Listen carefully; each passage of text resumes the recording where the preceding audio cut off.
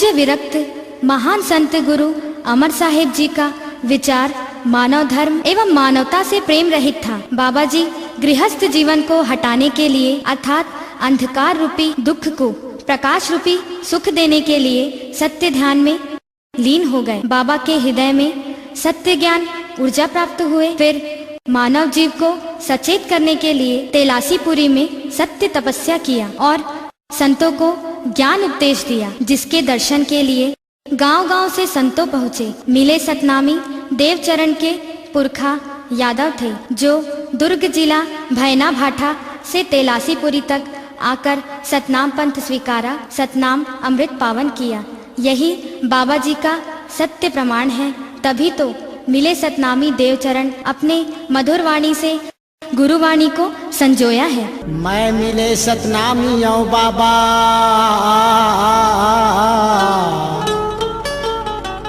तोर नाम के गीत बनाए हों, तार दिए मोर पुरखा मल्ला गुरु, वही गीत सुनाए बरआए हों। विरक्त गुरु अमरदास साहेब की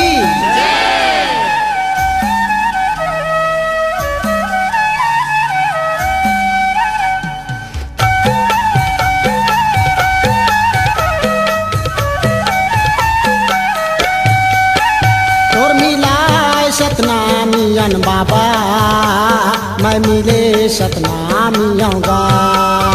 तोर मिलाए सतनामियन बाबा, मैं मिले सतनामी आऊँगा। तोर मिलाए सतनामियन बाबा, मैं मिले सतनामी आऊँगा। राउत रही से मोर पुरखा मन बाबा, रही से मोर पुरखा मन गुरु, जे मन नाम के तोर जड़ी ला पिए हवगा। तोर मिलाए सतनामियन बाबा, मैं मिले सतनामी आऊँगा। तोर मिलाए सतनामियन बाबा, मैं मिले सतनामी आऊँगा।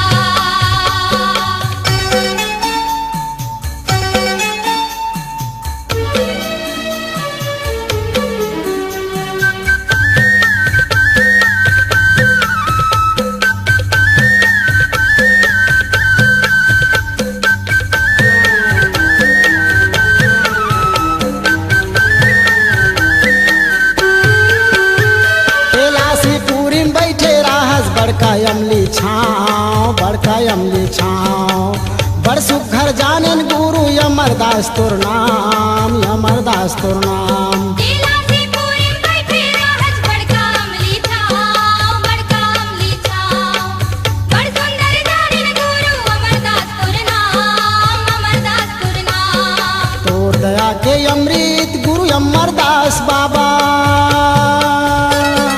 तोर दया के अमृत गुरु अमरदास बाबा, तेलासीपुरी माँ परमान हवगा।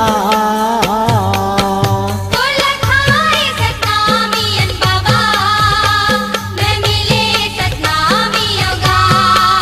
तोर मिलाए सतनामियन बाबा, मैं मिले सतनामी आऊँगा।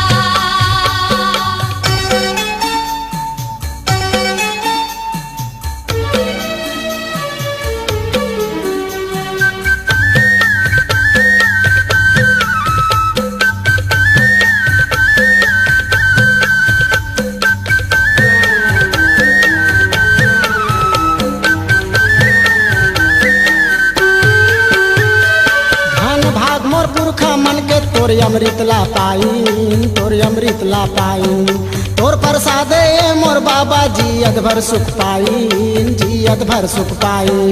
धन्य भाग मोर पुरखा मन के तोर अमृत ला पाइन, तोर अमृत ला पाइन, तोर प्रसादे मोर बाबा जियत भर सुख पाइन, जियत भर सुख पाइन।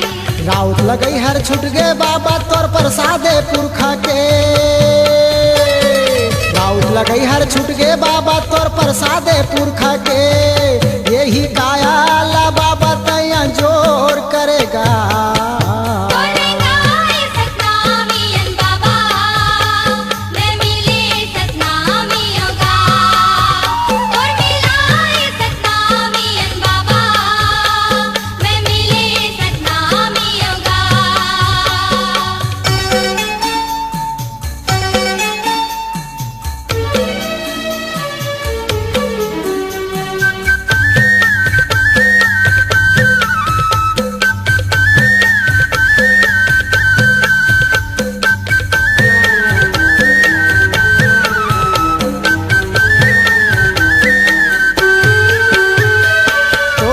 सत बोली बाबा सबके मल्ला मोह है, सबके मल्ला मोह है। मिले सतनामी के अब खून कभू नहीं बदले, रूप कभू नहीं बदले। तोर ज्ञान सत बोली बाबा सबके मन लामो है, सबके मन लामो है। मिले सतनामी के अब खून कभू नहीं बदले, रूप कभू नहीं बदले। संग मारेगा के गुरु अमरदास बाबा, संग मारेगा के गुरु अमरदास साहेब। पाँव माँ जगह खूंद के सबला बसा दिएगा। तोर बसाए सतनामियन बाबा, मैं मिले सतनामी होगा। तोर मिलाए सतनामियन बाबा, मैं मिले सतनामी होगा। राउत रही से मोर पुरखा मन बाबा, तेरी रही से मोर पुरखा मन गुरु। जे मन नाम के तोर जड़ी लपिए हवगा, तोर मिलाए सतनामियन साहेब, मैं मिले सतनामी होगा। तोर मिलाए सतनामियन बाबा, मैं मिले सतनामी होगा। तोर मिलाए सतनामियन साहेब, मैं मिले सतनामी होगा। तोर मिलाए सतनामियन बाबा, मैं मिले सतनामी होगा। आपकी आवाज ही आपकी पहचान है।